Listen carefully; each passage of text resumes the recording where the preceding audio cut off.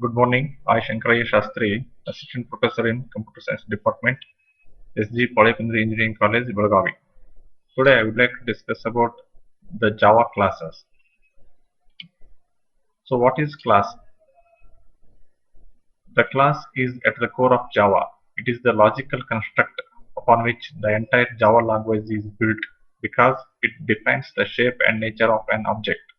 The class is also a user-defined data type. It, it is a logical blueprint for all the methods. So within a class, we can declare anything. For example, class student.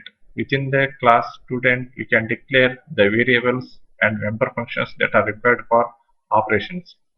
So the class forms the basis for object-oriented programming. In the object-oriented programming, class and objects are very basics. Any concept if we want to implement in Java, so then everything must be encapsulated within a class. The most important thing to understand about a class is it provides a new data type.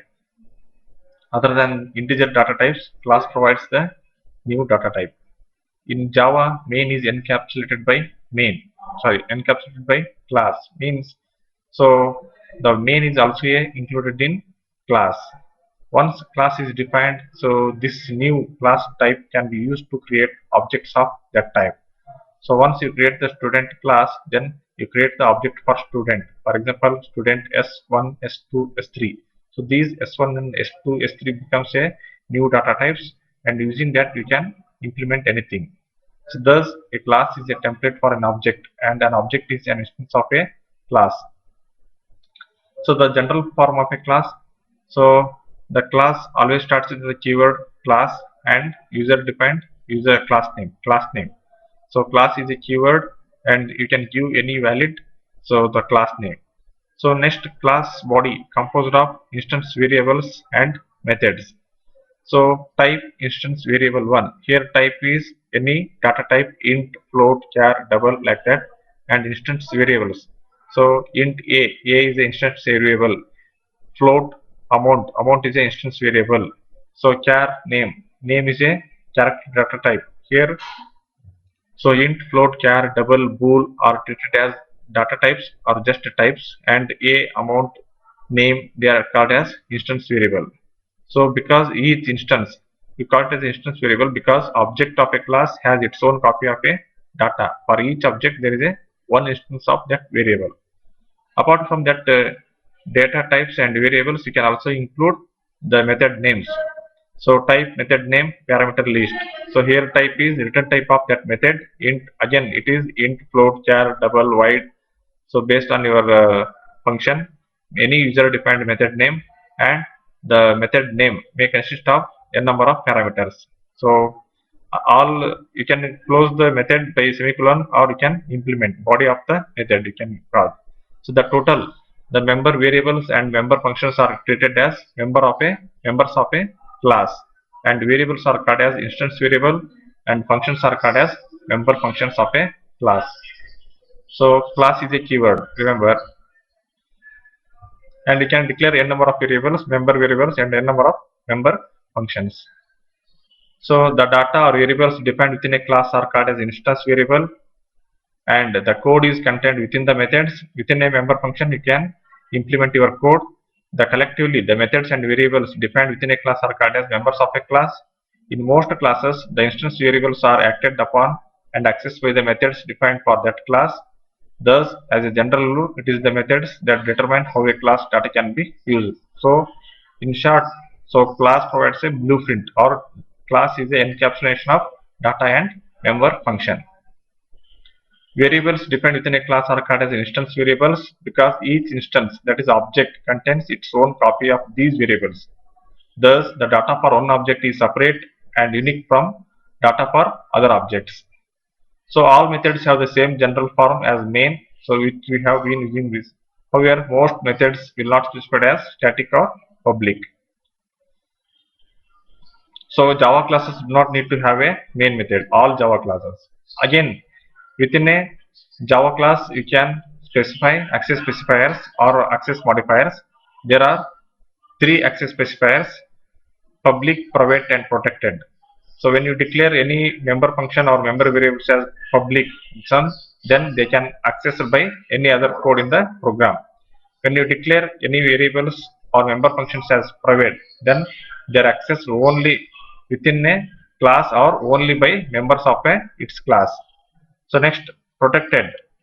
So when you declare any variable as protected, so then they are used only in inheritance is involved. Means only its immediate subclass can access the protected variables of the base class. By default, when no access specifiers are used, then the class is public within its own package but cannot be accessed outside its package. So public, so class access specifiers and modifiers public. So in the top level class within a package is declared as public, then it is accessible both inside and outside of the package. So here package means it is a group of classes for one particular application. Or in other words, package is nothing else than a directory. It contains all subdirectories and classes that are used for that particular application. If no access specifier is specified in the declaration of the top class, then it is accessible only within a package level. It is not accessible in other packages or sub packages. So this is a short table that gives everything about the access specifier for the class. If the access modifier is private, so then within a class all are accessible. Within a package they are not accessible, and outside the package also they are not accessible, and outside package by subclass only they are not accessible, and outside the package also not accessible. If you see the first row, private y only under within class means, so variables member functions they are declared within a class, they can access. Other than that, no one can access. So these private variables. So next, default. So default variables can access within a class, within a package. Other than that, they are not accessible. And protected access variables, the member functions or member variables, they are declared as a protected. They can access within a class and within a package, and also outside the package by subclass only, but not outside the package. When you declare variables and member functions as public, so then they can access throughout the program within a class, within a package, outside the package by subclass, and outside the package also. So this is an example. So how to declare a class box. So assume that the box is having three parameters: width, height, and depth. If you want to calculate the area of a box, then how you are declaring the class? Class box. Class is a keyword. Box is a class name. And double width, double height, double depth. Here only three instance variables are declared. All are having data type double, and name of the variables are width, height, depth respectively. So once you create the class box, then you create the object in the main function. So how to create the object? So box, my box equal to new box. Here box is a class name, my box is a object name, new is an operator. It is used to allocate the memory for objects. So once you execute this statement, box my box equal to new box, automatically memory is allocated for my box object. So remember that class declaration only creates a template. It does not create an actual object. But when you declare box my box equal to new box, then only memory is allocated for that class. So box is a physical entity until it becomes a reality. Means once it is allocated to memory, then only it is useful. If you want to access the variables of a class, then you have to use the dot operator. So object name dot instance variable. Thank you.